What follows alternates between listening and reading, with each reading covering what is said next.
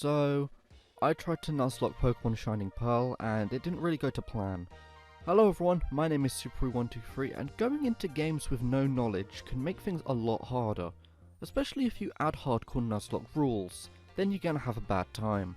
My first ever playthrough of Pokemon Shining Pearl was just that, a hardcore Nuzlocke, going in pretty much blind because I only really remember Platinum.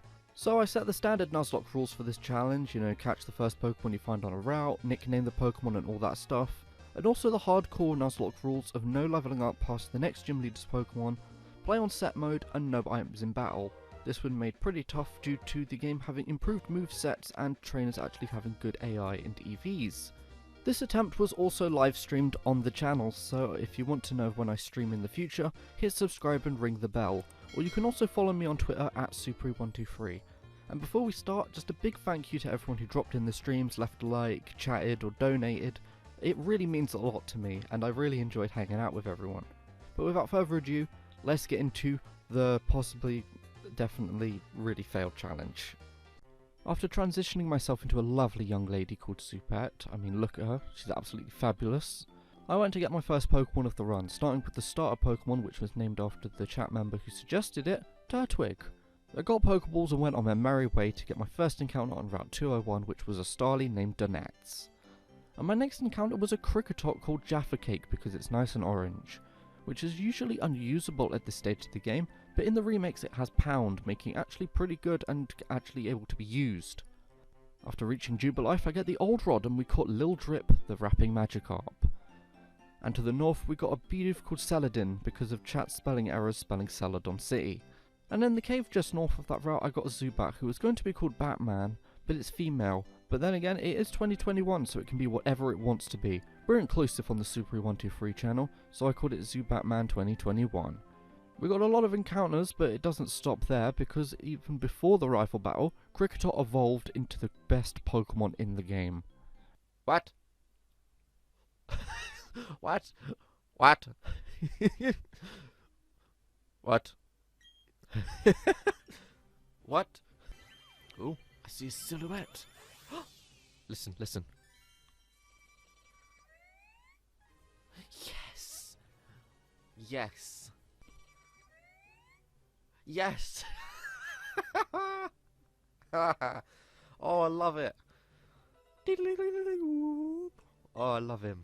Battling the rival who I called Gamer was not too troubling. It was a pretty simple battle actually. And I caught an Abra on that route which I called Spiffing. I'm very surprised I actually caught this Abra. And then another encounter as we got even more inclusivity as Geodude becomes a Geoperson.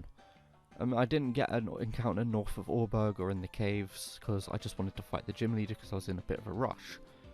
The trainers were no trouble at all with Turtwig at the front of the party, but how will Roark be? 3D Roark scares me and reminds me of old British TV show Big Cook Little Cook, which is absolutely terrifying, while Turtwig sets up 3 growths. Onix got in some damage on us which really put me in doubt of us surviving a hit from a very high attack Granados. Onix survived with Sturdy but wasted a turn by healing, allowing Turtwig to knock it out.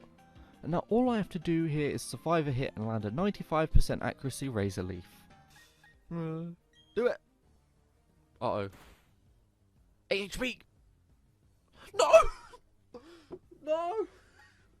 What? You're kidding! This turn of events fried my brain, causing me to send in Starly by mistake. Uh-oh. I was just pressing buttons and I swapped to Starly!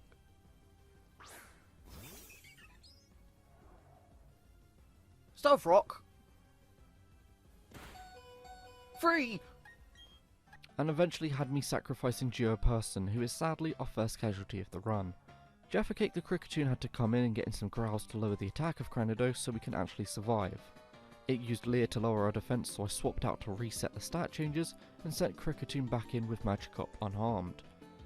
We then land the Struggle Bug as a critical hit, leading to the war cry of the Kricketune. Yes! Get in! Critical hit!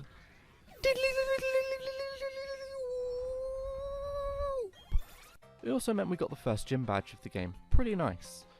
Onwards to the Valley Windworks where I decided against the honey trees because I don't have time for that. But I probably should have bothered because I lost my encounter in the Valley Windworks being Weasel. If we catch this weasel...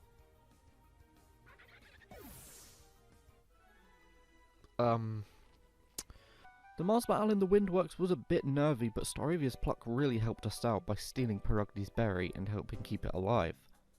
Time for more encounters, and we got Pinky the Shallows on Route 205, a really good encounter, and in the meantime Abra evolved into Kadabra, giving us a really strong special attacker, and then into the Eterna Forest, where our encounter was a Cascoon, something I really wanted. At least the capture evolved my starter, and channeling the power of What, I named Cascoon What. Cascoon did evolve into Dustox during the slog of battles on the way to the next gym. I immediately skipped the gym, however, to get an encounter on Route 211, being a really bad Chingling with an adamant nature.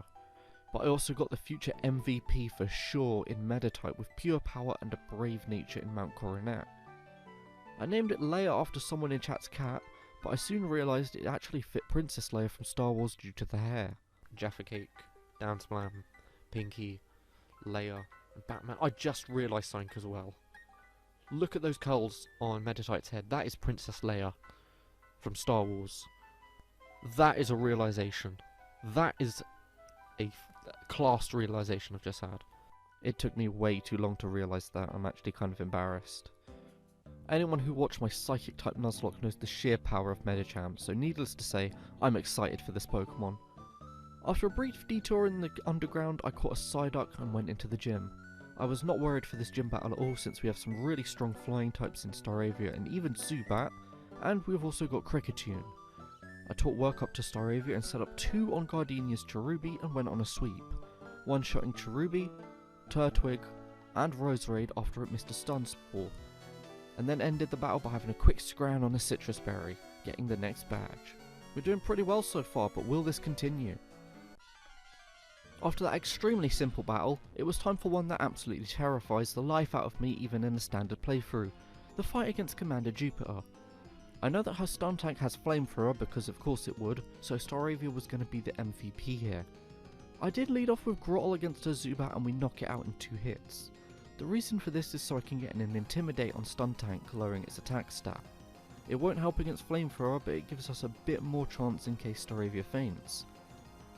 Pluck steals the Citrus Berry after taking some damage to the aforementioned Flamethrower, as it becomes a festival of Plucks against the big smelly skunk. Our Petra Berry helps against Poison Gas, but we are left on 9 HP needing to land 1 more attack, which we do and knock out the stun tank. But in an unexpected turn of events, it has the ability Aftermath, which deals damage once it's knocked out, taking Staravia out in a Destiny Bond style last stand. Staravia was a true MVP of this run, but luckily we do have Zubat in second command to help us out. I'm honestly not crying, you're crying. And this battle was a shape of things to come in this streaming session. There is a lot of trainer battles in between now and the next gym, catching a new team member on the way in Taxis the Ponyta, probably the only fire type I'll ever get in this run. I couldn't get any new encounters on the way to Hearthome due to Dupes claws. Before fighting the rival who jumped out at me because I only remember the Platinum battles, I made my Pokemon run behind me in Amity Square, laughing at Meditite's adorable running animation. Zubat also evolved into Golbat and basically swept the rival. Golbat is looking like a really strong replacement for Staravia. On the next few routes and areas, I caught Yay the Ghastly and Guitar Boy the Unknown. One encounter being obviously better than the other, but both named after people who were in the stream and even donated, so extremely welcome names and thank you for the support. But after that kindness, some more extremely stupid decisions from yours truly, because I am always extremely cocky because it's Pokemon, and lost my Shellos against a trainer with a Sudowoodo. The thing is, I predicted it having Woodhammer. Sudowoodo. Creepy. I'm scared they might have Woodhammer actually. Knowing this game, these guys would have Woodhammer, so... But then again, it's some good EVs, so let's just send in Shellos. If it dies, it dies. Stone Edge. Really? It has Stone Edge at level 19. And... What did I say? I basically sent Shellos out to the slaughter because of that, and I had really big plans for it for the next gym. At least Magikarp evolved into Gyarados to become Big Drip, and go into the battle with Maylene.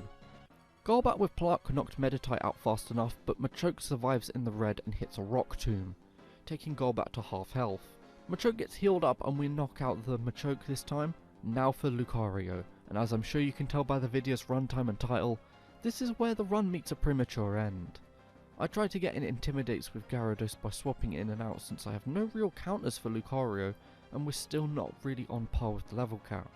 Lucario also has Bulk Up, so the Intimidate drops will get reset, and it even raises its defense as well. Even Kricketune using Growl doesn't work, and all our moves are physical apart from a low health Golbat having Air Cutter. I did eventually get Lucario to really low health, but Maylene had another Hyper Potion up her sleeve, even though she doesn't have sleeves. Even with Lucario being paralysed, we could not get past it at all, and that is sadly where it ends, and I failed my first ever live stream Nuzlocke challenge. And it's another Nuzlocke failure on the channel. I guess I'm not very good at these, but I will certainly try again for sure, and this time Maylene, it's going to be personal. So did you enjoy that video? I really hope you enjoyed the stream highlights, and anyone who dropped into the stream, I hope you enjoyed them as well. The VODs are up on a playlist on my channel if you want to watch the entire run, and thank you all so much for watching. If you enjoyed, leave a like and hit subscribe, press the bell icon to see when I upload a new video or stream the next attempt of this Nuzlocke. Comment any challenge ideas you have for me to do in the future, and follow me on Twitter at Super123. Hopefully my next try will be a victory, but until then I will see you all in the next video.